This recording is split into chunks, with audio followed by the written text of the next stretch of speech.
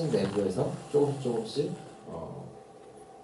알려지는 사람들도 늘어나고, 혹은 인지도나 인기가 같은 것도 좀 사람들 사이에, 제작자 사이에 생기기 시작해서, 그게 그 언리미티드 에디션이라는 행사장의 220팀의 구도가 조금씩 복잡하고 다양해지기 시작을 한 게 올해인 것 같고요. 그래서 그 안에 행사장에 있는 사람들의 맥락이 조금씩 다르게 된 거죠. 그 얘기는 조금 이따 다시 해드리고.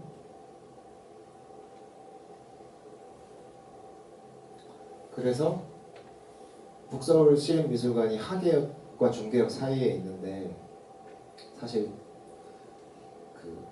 저희가 1년 내내, 2년 동안 그 공간에서 했어요. 그래서 그렇게 하면서 2년 내내 들었던 가장 많은 피드백은 너무 멀어였었고요. 심지어 주최하는 사람 집에서도 멉니다. 그래서 너무 멀어요인데, 그럼에도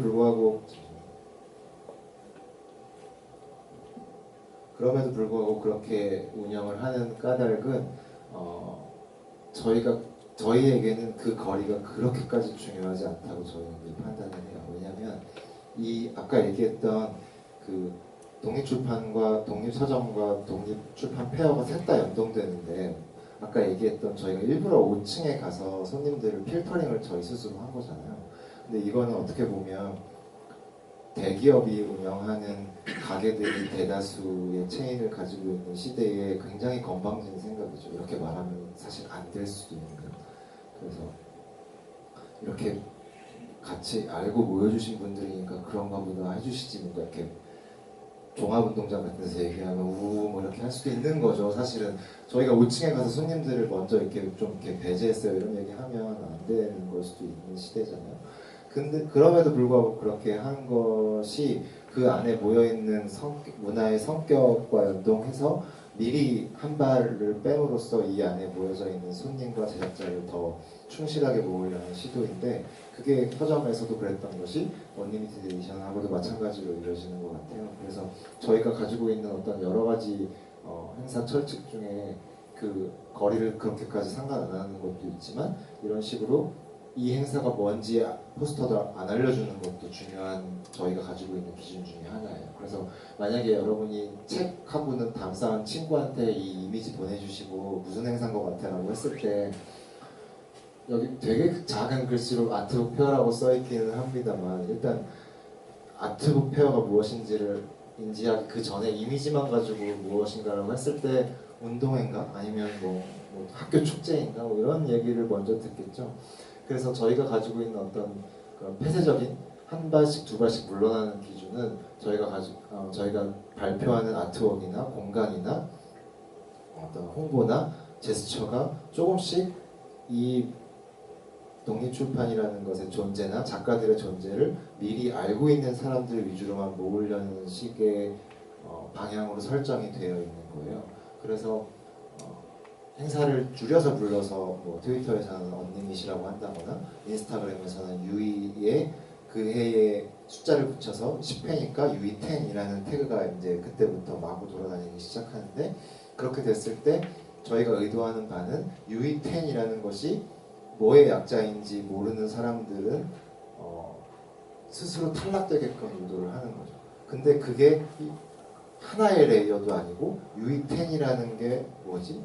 라고 했을 때 이미 한번 걸러지고, 그 다음에 그게 언리미티드 에디션이래, 근데 그게 뭐지? 라고 했을 때 또 한번 걸러지고, 언리미티드 에디션이라는 것은 아트북 페어래 라고 했을 때 근데 아트북은 뭐야? 라고 했을 때 한 번 더 걸러지잖아요. 그렇게 돼서 이게 3중 4중의 필터를 거치면서 여기에 행사장에 사람들이 그럼에도 불구하고 18,000명, 2만 명 정도가 모이게 되고, 그게 하나의 브랜드가 됐을 때 이 공간에서 본인이 왔을 때 무엇을 겪을 수 있고 무엇을 살 수 있고 어떤 작가를 살 수 있을지 정말 높은 확률로 아는 사람만 모으려는 거죠. 그래서 그 2만 명이 왔지만 그 2만 명이 이 작가들한테 출판사예요? 뭐 작가예요? 이거 처음 만드신 책이에요? 디자이너예요? 뭐 언제부터 하셨어요? 왜 이런 거 하세요? 뭐 이런 식의 질문을 들으면 굉장히 막연하고 피곤하고 어디서부터 설명해야 될지 모르겠죠. 그런데 저희가 그런 식으로 폐쇄적으로 한두 발 물러나서 이 문화를 충실히 알고 있는 분들을 2만 명을 모으면 숫자는 꽤 많음에도 불구하고 그분들이 여기 와서 해주는 얘기는 이거 저 앞에 거 다 있었어요 라거나 뭐 3호는 좋았는데 4호는 조금 애매하게 내셨던 거, 뭔가 시간에 밀려서 쫓겨서 내셨던 것 같아요 라거나 아니면 뭐 다음 거는 뭐 언제 준비가 되냐거나 뭐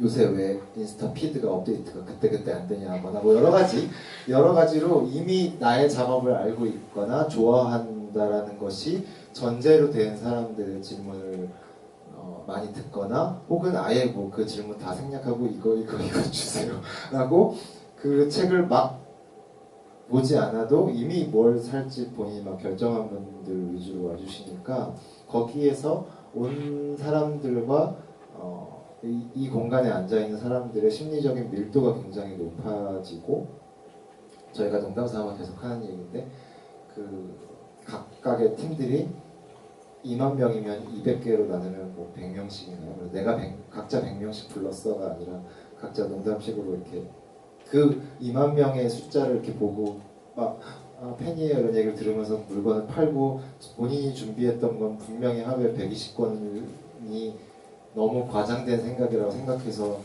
끙끙거리면서 120권을 가져왔는데 토요일 3시에 120권이 끝나서 뭐 어떡하지 이런 행복한 고민을 잠깐 하게 되면 스스로 약간 이렇게 스스로에게 거품이 이렇게 차올라서 날 보러 2만 명이 온 게 아닌가 뭐 이런 생각들을 이렇게 각자 조금씩 하게 돼요. 그래서 그러면 물론 당연히 아니지만 당연히 아님에도 불구하고 그렇게 흔히 이렇게 속된 말로 잡벅이라고 하는 이렇게 거품이 차올라서 그런 잠깐 좋은 재밌는 생각들을 하게 되고 그러면 집에 돌아가서 이제 이런 에너지를 바탕으로 내년에 어떤 작업을 할까 뭐 이런 고민들을 하게 되는 그렇게 회전을 시키는 역할을 하고 있습니다. 그래서 이게 10년 동안 조금씩 바뀌어 왔는데 독립출판을 생각하시는 분들도 있을 테니까 2009년에 저희가 처음 열 때는 이게 그냥 자연스럽다기보다는 오픈 스튜디오 같은 개념이었다고 저는 생각을 했어요. 그런데 10년 정도가 지나니까 지금은 이게 자연스러운 기획으로서 만들어진 책들이 주로 나타나고 호명받고 사람들 사이에 회전되고 있는 양상을 볼 수 있는데 그게 무슨 얘기냐면 이렇게만 말하면 너무 추상적이니까 2009년에는 책을 만들자, 독립출판을 하자라고 했을 때 정말 즉각적으로 들었던 생각은 모든 작업자에게 거의 즉각적으로 당연하게 들었던 생각은 내가 지금까지 그려왔던 거를 모으자.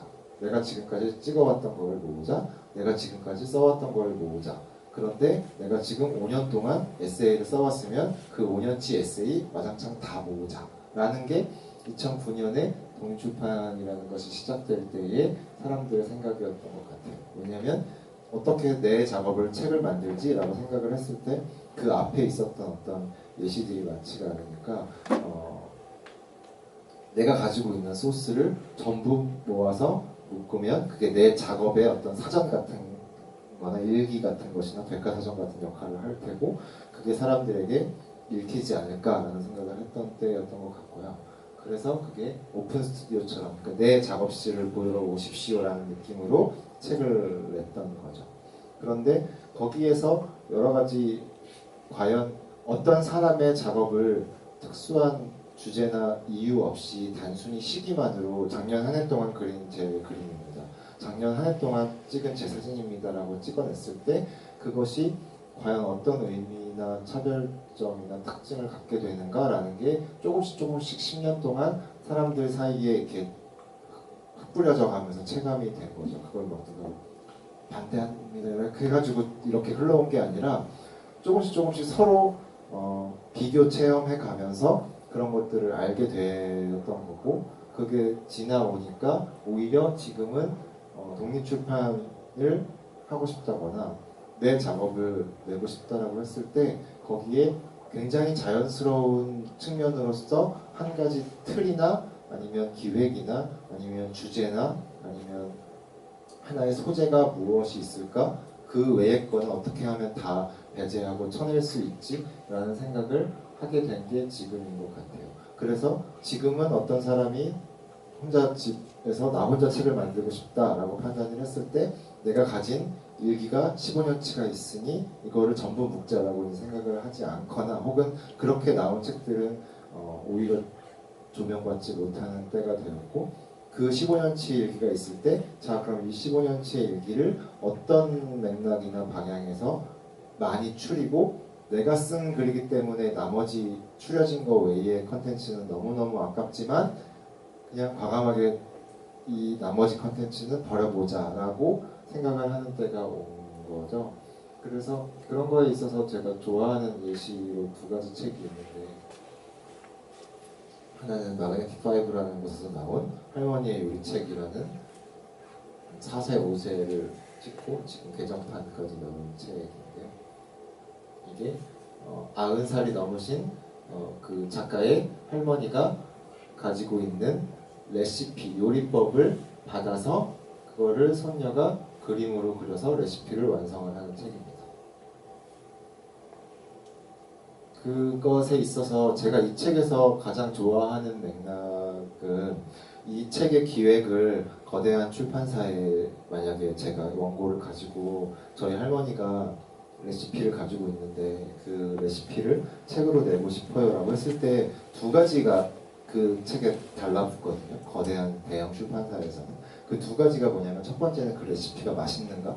이게 뭐예요? 그 레시피가 대단한가? 이 할머니만의 레시피인가? 혹은 뭐 인정할 만한 레시피인가? 이 레시피의 수준이 일단 중요하고요. 두 번째는 이 할머니가 이렇게 오른쪽이 할머니가 실제로 이 오이김치 할머니 오이김치를 어떻게 만들어? 라고 쪽지를 드렸을 때 직접 쓴 거를 스캔을 해서 그대로 실어준 거예요. 그런데 실어준 게 아니라 실은 거예요. 근데 제가 생각했을 때 정말 한 85%, 95%의 확률로 아까 그 컨텐츠를 대형 출판사에 가지고 가면 첫 번째로 인정할 만한 컨텐츠인가 레시피인가를 검증을 받을 테고 그렇다라고 했을 때 자 이게 저희 할머니의 손글씨입니다라고 하면 정말 90%의 확률로 이걸 편집자에게 주면서 자 이거 빨리 타이핑해서 예쁜 타이포로 넣읍시다 라고 하겠죠. 근데 이걸 만든 소녀는 제작자는 이 할머니의 손글씨가 이 책에서만큼은 가다듬어질 필요가 없다고 판단을 한 거예요. 왜냐면 할머니의 요리책이고 90살의 할머니가 쓴 걸 그대로 수록하고 싶었기 때문에 이 레시피가 굉장히 맛있는가 이런 것도 검증할 필요가 없고 이 글씨가 아무리 삐뚤빼뚤하고 심지어 맞춤법이 엄청난 수준으로 틀려 있거든요. 그러니까 저희가 생각하는 수준을 뛰어넘어서 좀 창의적인 수준으로 맞춤법이 틀려 있고 말이 다 안 되고 가끔 어떤 레시피는 아예 해석이 안 돼요. 제가 읽으면 이게 뭔지를 계속 고민해야 되고 나중에 들어보면 오이 소박이라는 거 막 계속 이렇게 생각을 약간 외국어처럼 보아야 되는 그런 측면이 있을 정도로 삐뚤빼뚤 엉망진창인 글씨인데 그 삐뚤빼뚤 엉망진창인 글씨를 이 할머니의 요리책이라는 책에서만큼은 배제를 하지 않고 그대로 컨텐츠화한 거죠. 그리고 거기에서 그것으로 끝나기에는 아쉬우니까 거기에 제대로 된 그림과 이런 것들로 레시피를 완성을 했고 실제로 이 레시피의 그 퀄리티라고 했을 때 이 책을 나중에 보시면 알겠지만 정말 단 한 번도 개량하지 않습니다. 여러분 그 모든 경우에도 뭐 숭숭 썰어서 뭐 소금 좀 넣고라고 하시거든요. 그게 그분에게는 너무 당연한 계량법인 거죠. 좀이라는 게 정확히 얼만큼인지 본인에게는 있고 근데 이거를 사람들에게 그래서 이 책에 정말 단 한 번도 없는 게 그런 거죠. ETS 그러니까 뭐 티스푼으로 2번 이런 거가 보통 레시피 책에 있지만 이 책은 그런 짜여진 어떤 틀을 완전히 배제를 하기 때문에 거기에서 그런 책들이 가지고 있는 대단함도 있겠지만 그 외에 전혀 요리가 대단하지 않은 어떤 개인 할머니의 삐뚤빼뚤한 글씨로 쓰인 책을 그대로 사람들한테 보여준다는 거에 있어서 좀 개인적인 의미가 있는 거죠. 그리고 이거는 0,0,0이라는 제가 굉장히 좋아해서 이 신지혜 작가와 저희 유어만들 같이 얼마 전에 최초의 집이라는 책을 내기도 했는데요. 이 책은 이 작가가 11번에 걸쳐서 이사를 하면서 건축을 전공할 운명이었는지도 모르겠지만 어쨌든 그 본인이 살았던 첫 번째 집부터, 그러니까 10살 미만 때의 집부터 지금의 집까지 모든 11채의 집을 다 본인이 평면도를 그릴 수 있는 사람인 거예요. 저는 어떻게 그릴 수 있는지 잘 아직도 모르겠고, 작가님을 보면 아직도 맨날 어떻게 그럴 수 있냐고 물어보면 그분은 누구나 그럴 수 있는 거 아닌가요? 뭐 이렇게 말도 안 되는 말씀을 하시는데, 그래서 이 0,0,0이라는 책은 본인이 그때까지 이사했던 11채의 집을 평면도로 그리고 그 집과 관련된 기억을 마치 자서전처럼 묶었던 책입니다. 근데 이 책에서 제가 아까 자연스러운 기획이라고 했던 게 이 할머니 요리책에도 해당하고 이 0,0,0에도 해당하는 것이 이 분에게 어떤 살았던 20몇 년 동안의 시간이 있고 그때까지의 기록이 있고 일기가 있고 기억이 있다라고 했을 때, 자, 이 책을 내가 이 기억들을 책으로 묶어서 내자라고 했을 때 그냥 할아버지들이 주로 내는 양장본 450페이지짜리 내 생애 총망라한 연대기를 내시지는 않으려고 했던 거죠. 전 거기에서 굉장히 다른 차이가 생긴다고 생각을 해요. 왜냐하면 개인의 기억을 무조건 내면 안 된다라는 게 아니라 개인의 기억은 당연히 어떤 책으로서 활용될 수 있는데 그거를 본인 스스로 아무런 필터링이나 편집이나 기획이나 자연스러운 ABC를 따지지 않고 내 기억은 너무 소중하니까 내가 태어났을 때부터 어떤 병원에서 태어났는지부터 시작을 해서 그때 날씨가 어땠는지를 전부 쓰고 그걸 마치 영웅의 전기처럼 쓰는 거죠. 근데 문제는 할아버지라고 죄송합니다. 주로 할아버지들이 내시긴 하니까요. 그 할아버지들이 450페이지짜리 본인의 전기를 냈을 때 그분들이 강구하고 있는 거는 본인이 영웅이 아닌, 그러니까 위인이 아닌 거잖아요. 위인이 아닌 사람의 전기를 낸다라고 했을 때 위인의 전기가 재밌는 까닭은 그 사람이 이룬 어떤 마지막의 업적이 있어서 그 마지막에 이룬 업적을 우리가 처음부터 되짚어보자라는 생각으로서의 의미가 있는 거지, 사실은 위인 전기도 그 업적을 빼놓고 보면 정말 재미없는 어떤 사람의 그 일상일 뿐인 거죠. 그래서 사실 막 저 대학교 때 체게바라 통전 들고 다니는 게 유행이었었는데 그 사람이 어떤 사람인지를 빼고 그냥 보면 너무 진도가 너무 안 나간다 이런 책이었었거든요. 그래서 그 위인은 정말 그런 상징적인 어떤 의미가 있기 때문에 그 전기가 존재 가능한 건데, 개인의 전기가 존재 가능하려면 정말 그거를 전부 망라해서 풀어나가는 게 아니라 이 신지혜 작가처럼 그 안에서 내가 정말 보여주고 싶은 것, 아니면 내가 정말 관심 있어 하는 요소는 무엇인가, 그럼 내 삶에서 내가 건축을 가장 좋아하고 건축을 전공하고 지금도 건축에 관련된 일을 하고 있기 때문에 내 일생의 그 집과 건축과 인테리어와 공간에 대해서만 얘기를 해보자라고 생각을 해서 그 11가지를 모으고 그 외의 이야기는 아예 하지 않습니다.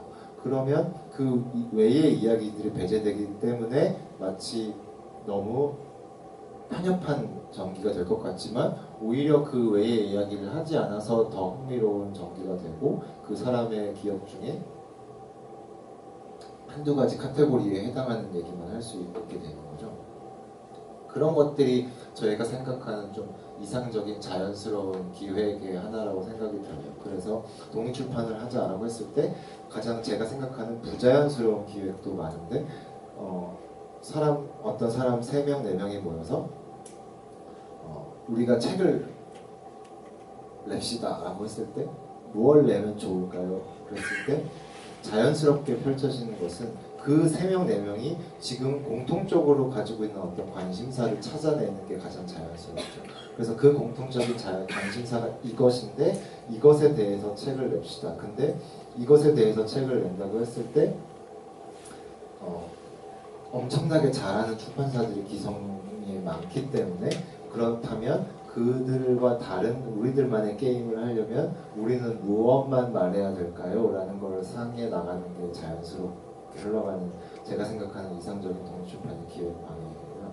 그게 아니라 3명이 모여서 자, 우리 어떤 독립적인 방법으로 책을 만듭시다. 그럼 뭘 만들면 좋을까요? 그때 다음 나온 단어가 뭐가 지금 핫하죠? 이렇게 나가면 이건 제가 생각하는 어떤 부자연스러운 지금 시장에서 뭐가 통하나요를 물어보는 거잖아요. 근데 아까 처음에 제가 살짝 웃었던 것처럼 독립 출판계 시장은 사실 시장성이라고 말하기에 너무너무 작기 때문에 그 안에서 뭔가 선 마케팅 이런 측면처럼 자 뭐가 되는지 우리 그걸 찾아서 우리는 하나도 관심 없지만 한번 이야기해 봅시다라는 기획은 사실은 그런 마케팅이나 기획이 통하는 거대한 시장에서 해야 되는 비즈니스라거나 아니면 회의거나 미팅인 거죠. 그래서 이 내부에서는 오히려 내가 할 수 있는 얘기가 뭐가 있는지를 우선 파악을 한 다음에 근데 내가 할 수 있는 이야기가 A인데 그 A를 잘하려면 그거를